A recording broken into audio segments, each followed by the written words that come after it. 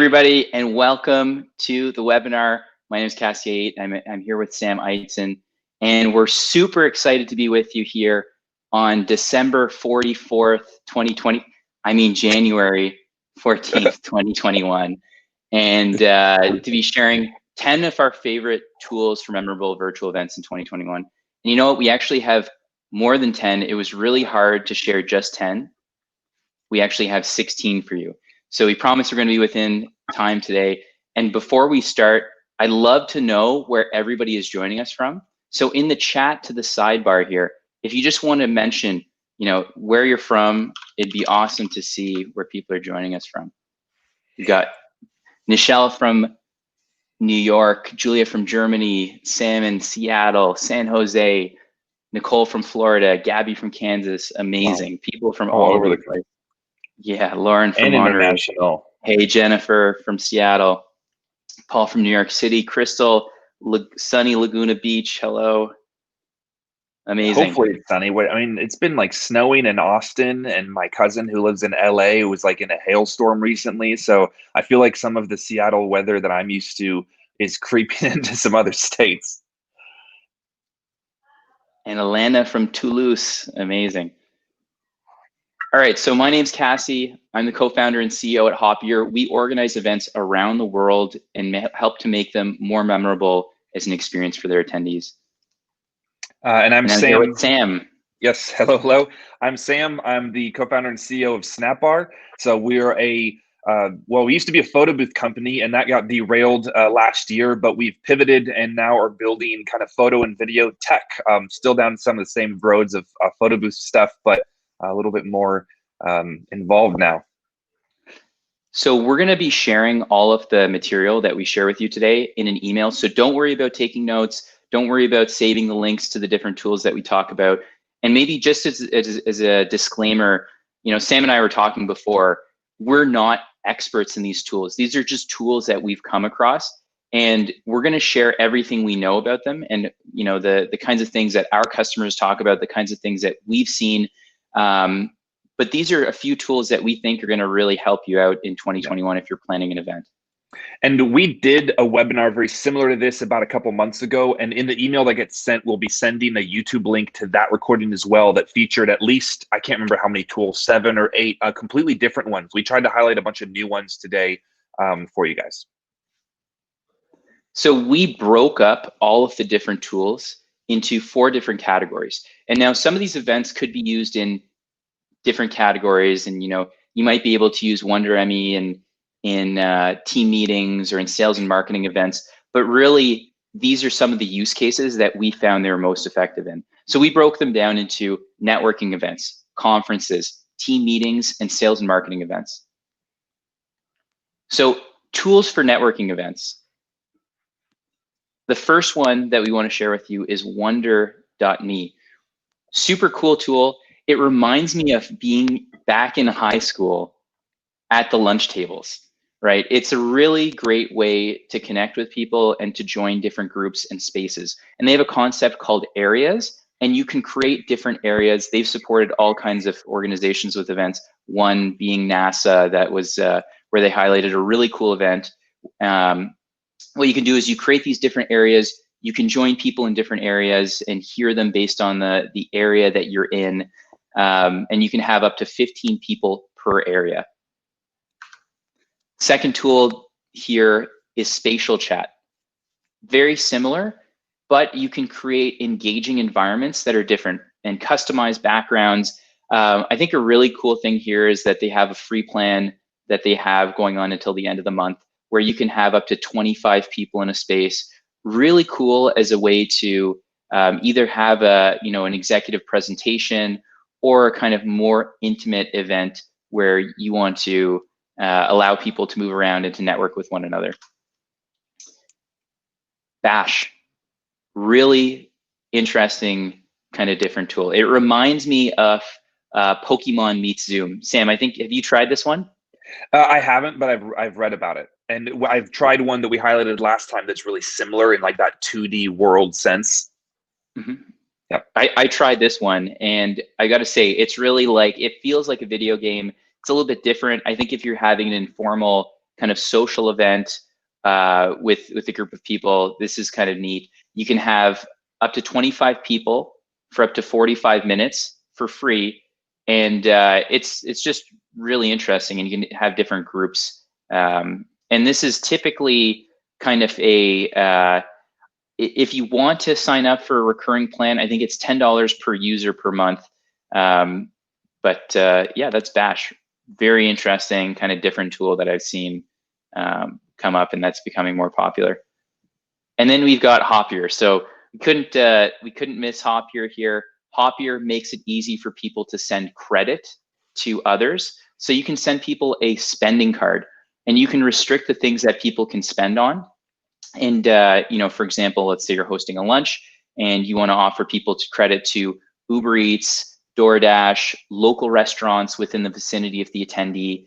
The attendee uses that virtual spending card that has a limit and restrictions on it. And you can also restrict when it can be spent, and they can go and use that at the vendors that are restricted. The entire experience can also be branded with the brand and different brand logos, colors, etc. And then we've got Mixly. So Mixly, really cool. And I think this is something that I've started using even personally for virtual events that I'm organizing with friends or family. Really cool tool to easily set up and host events and to organize the event. And you can effectively create a page with all of the information, create tickets, add all of the information, add links. And this has been, I think, something that cuts down, especially on those kind of more informal, smaller events, can cut down your time by hours if you just want to throw something together that's quick and easy. Yeah. Another cool thing about this app that I've used is that it reminds me of like some of Facebook's functionality. It has more than Facebook's functionality. But if you're like me, you have friends that are not on some of these social platforms. And so if I create an event in Facebook, even if it's a personal one or something small, and there's undoubtedly like a few people that I know that are now not using Facebook anymore. So I use this instead and just bypass that whole situation so they have access to it. Amazing. So cool. Such a cool tool. And it's so simple. One thing, by the way, I know we have a lot of questions in the chat. If you have any questions, please post them in the questions tab on the right side, and we'll get to them at the end of the webinar. Awesome. This is tools for conferences. So I'm going to take this piece. Snapbar has had the privilege, I think, of doing about 930 events, virtual events in the past 6 months. So we've, while our tool is not like a platform, we've seen a ton of different things work and not work at conferences, which have been kind of probably like the highest, I don't know, not ranked, but they make up the biggest number of events that we've done out of those 930. So you've probably heard of Hoppier. They're one of the fastest growing startups in the world, and they happen to be mixing things up. They happen to be creating for the virtual events industry. As of last week, this is actually really cool, and it wasn't even a plan for me to share it, but Snapbar integrates with Hoppier, and they now support our product on their platform, which is super cool. If you have not used it, it is probably, for a wide range of meetings, one of the easiest tools from a UI perspective to use, in my opinion. They make it very clear. They have a ton of support, and it's one of the reasons that they're growing so quickly. I see a question already that came in the chat, which is, do all these have free versions? Not all of them. Hoppier is pretty affordable compared to some. It really depends on how big your conference is. And because not all conferences are 5,000 people, I think they do a great job in making this work for, I mean, I've been part of conferences that are like 60, 70 people for a very, very particular topic. So I think that that's a pretty good one. And it's getting all kinds of press these days. Hoppier is one that actually Cassy and I got to speak at recently, or Hoppier ran their own event called the Future of Events. It was really interesting. Their product is, I mean, again, when it comes to conference virtual platforms, there's a lot of similarities between these, but they're working really hard to gamify and to create more interactivity at a lot of different pieces versus just hosting like chat and video. And so, oh, Cassy, I can hear you. No worries. And so Hublot is a really fantastic platform. As you can see, I mean, even in this little I guess the image preview, there's some really cool features like polling that are based. I mean, again, they're very similar, but it's a different product. They're actually based out of India, and they are doing an incredible amount of events. They have an incredible pivot story as well. They used to be an in-person platform, an in-person event company. And I think that in the past 10 months, their team has grown by like 10x, and they're doing some really cool stuff. So they're kind of like an up and coming one. If you have not heard of Hublot, you should check them out. We can go to the next slide. Tame is cool. This is actually similar to one that I'll talk about at the very end, called Splash That. Different in that they have more event functionality built into their software, but I would say that I don't know of a program outside of Tame that does the customization piece so well from like a template perspective. You can make incredibly immersive and like very, very high quality landing pages, I guess, that happen to serve as the connection point to all the other stuff that you need to do. So like Zoom rooms to the various like main stage talks that you're giving. I would just encourage you to go to their website, even if you don't need them, because I think that they do kind of like immersive branding in a really cool way, that where they just make it like a pleasure to be on their site, which is super important when we're on websites all day long. Snapbar, that's me, and we create photo booth products of all kinds. So we integrate with a lot of the leading virtual event platforms. We are a tool for engagement and connection. It's not a requirement to have a photo booth at your event. It's fun, and it's something that helps create user-generated content. So as events are looking for people to do something that's outside of just like listening and learning to the various like talks that are going on, it's really simple. And to integrate a virtual photo booth into your platform, whatever that might be, or to just have it on your own hosted website that people can go have fun with, take photos, bring their pets in, take photos, and then brand them and use them for social media or beyond. From that point, you can create galleries for your event. You can create mosaics where all the images turn into like real-time art. It's a ton of fun, and there is no free version of Snapbar, unfortunately, but we'll be in the email sending out afterwards, including a code that you can use to get a discount. And then last, I think, on this list of conferences is GamerJibe, and this is similar to this growing. I'm sure you guys have seen it at this point, but there's this growing movement towards taking this concept of like heads talking at a table and trying to make it even more immersive. So GamerJibe does it in a non-2D way. I guess this would be considered 3D, and I recently came across some that take the 3D to a whole new level of trying to immerse you into like what, I can't remember the name of it, but what felt like I was there in Vegas in some massive expo room with like really ornate custom booths that people were setting up. But this is it's like a simple one, and it's quick. That's one of the issues for some of the like, I guess, higher end immersive environments. I don't know if you've experienced this, Cassy, but when a bunch of people are on them, I have seen things slow down significantly when it comes to like the rendering capability on a browser. And so I think that's why a lot of people are going to like the 2D route, because it's quicker and faster and doesn't take as much time, so there's less lag. But as you can see, you can create like immersive environments that are branded or like recreated in a very similar way to the the venues that you might have had your event at in the first place. And I think what I like about theirs, it's kind of like a love-hate, is that you can see people's like names and titles floating around, which I think is pretty interesting. And it's very similar to a lot of these other platforms, which is it's like this proximity detector. So the closer you get to someone, the more you can hear them, and then you can begin to interact with them and even decide to like be on. I know that in some of them you can like kind of click yourself as approachable, I guess, so that you could have conversations with people in a hallway or in a little square, as you see in that top right image. Yeah, so GamerJibe, another really cool, interesting one. So before we get to this next point, I'd love to know in the chat if you're planning an event in the upcoming, let's say within the first half of this year. What are you planning? What kind of event are you planning? Yeah, that's a great question. Networking, awards, teams of. Yeah, we're seeing that. We're seeing a bunch of like kind of kickoffs, employee appreciations, kind of 2020 start the year sales launch type things as well. A fashion show. Interesting. Youth business competitions, really cool. This is another interesting question that people don't have to necessarily respond to in the chat, but it would be so interesting to know how many of you are working on events that are repeat, i.e. things that you have to do on a monthly basis, a la happy hours or team lunches, or whether these are more one-off events. Yeah, so there's a lot of, Very lot cool. of consistency.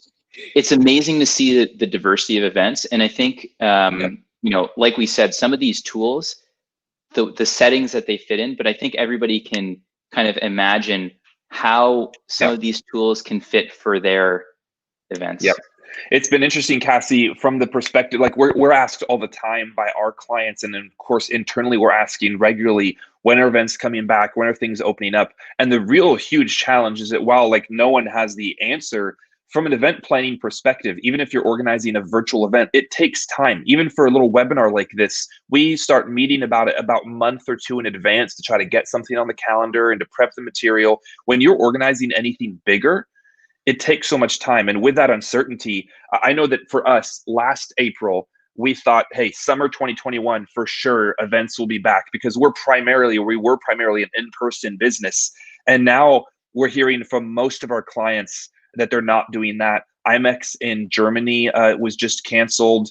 South by, of course, isn't happening again. And I don't know, it's been difficult to see like when, like, of course they're going to come back, but it's so difficult to not know when that's going to happen and then try to plan something for the future. So we still see, even though there's like obviously a ton of hope around vaccine and things coming back, we are barely getting any in-person requests, even though we have the capability to serve that.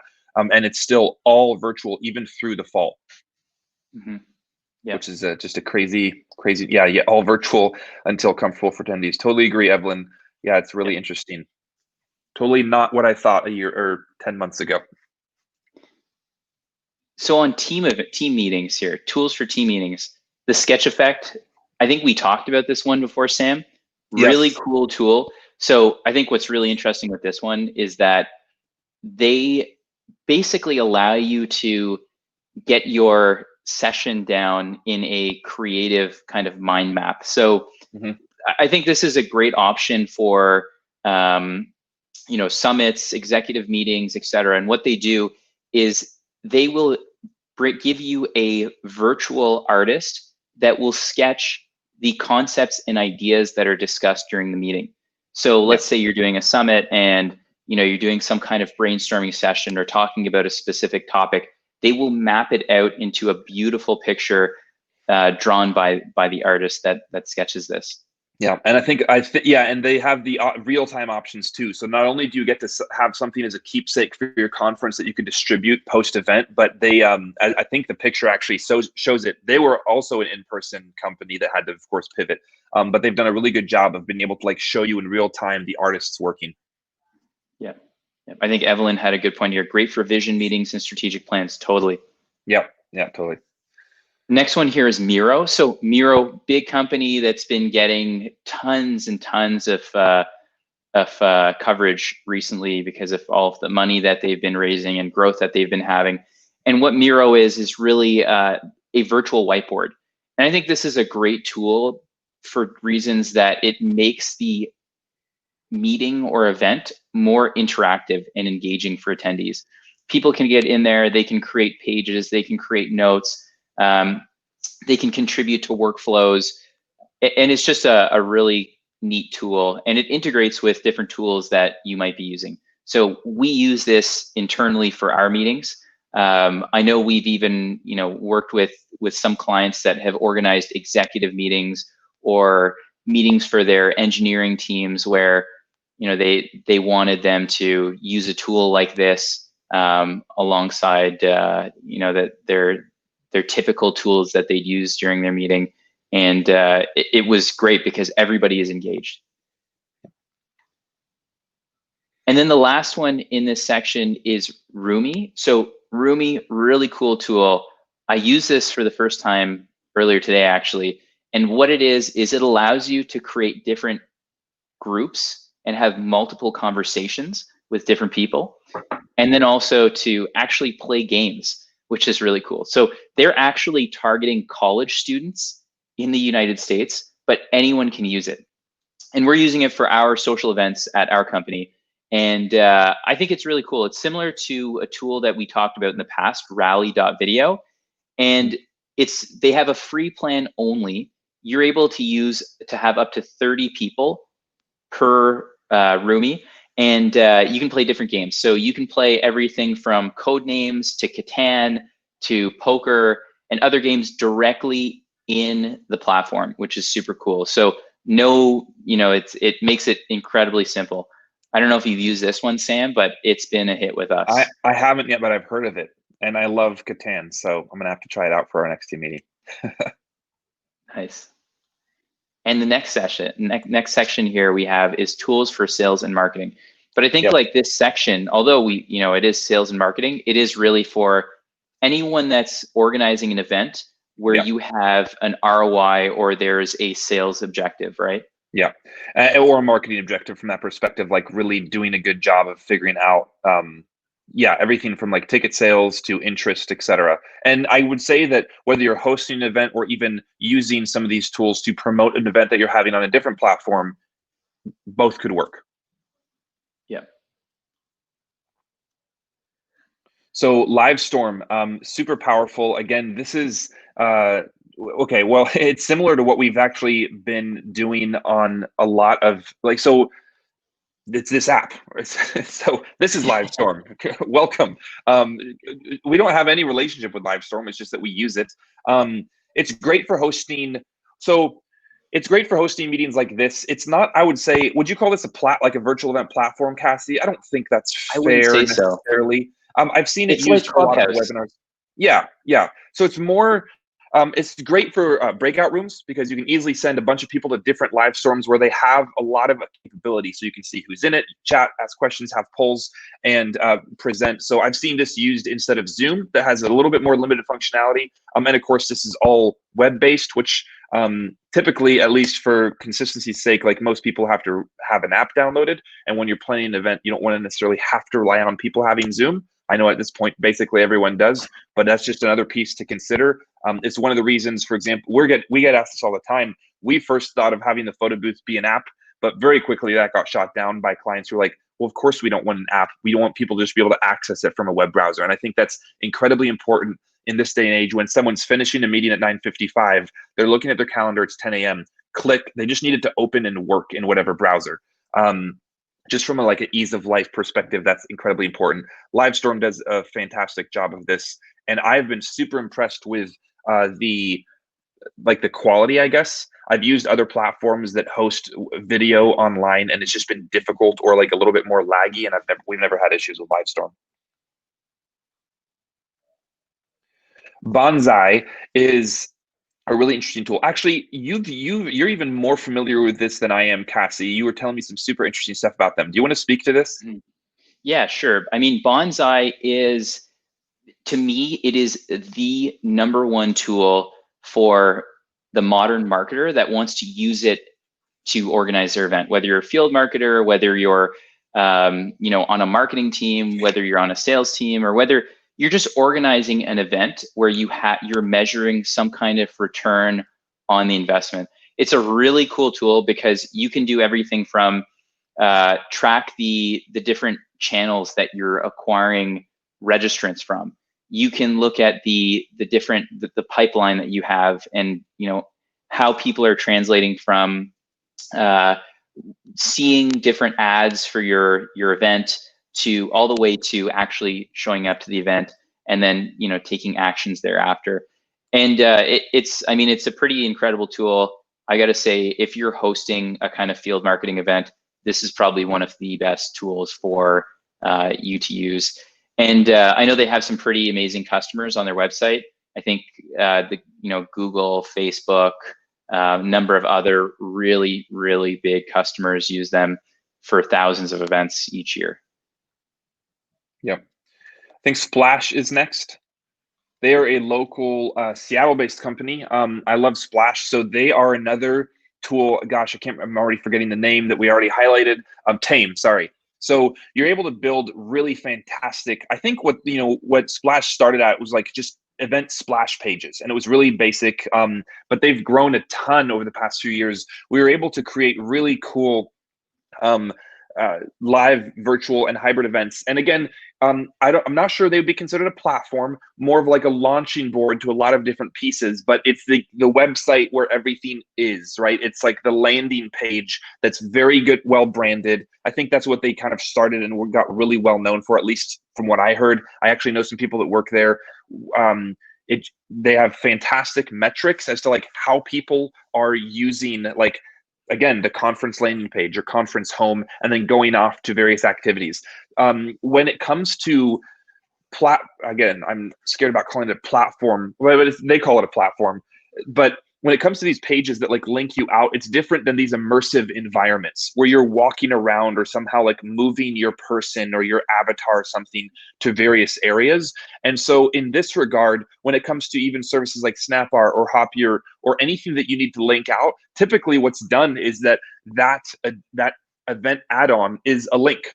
And the sketch effect, for example, if you hired them, isn't going to show up on the main page, but you'd have a link somewhere on the sidebar where you could click it and then real time see the various drawings that are being taken of whatever, like a keynote is being given. Same thing for photo booth, same thing for Hoppier. If you're needing to like access the page that allows you to see what you've been given in terms of kind of credit for your meals, etc. So I think it's everything is a platform these days, which is tough because then I don't know how to differentiate like something that's completely immersive and something that's more of like looks like a traditional website. But it's great for hosting this type of stuff. And again, there's just a lot of different ways that you can create a virtual event. But I'm a big fan of Splash, and they've been around for a long time. Well, actually, yeah, I mean a decent amount of time. And they have grown a ton. And I just think that their design is like impeccable, similar to Tame. I'm a huge fan.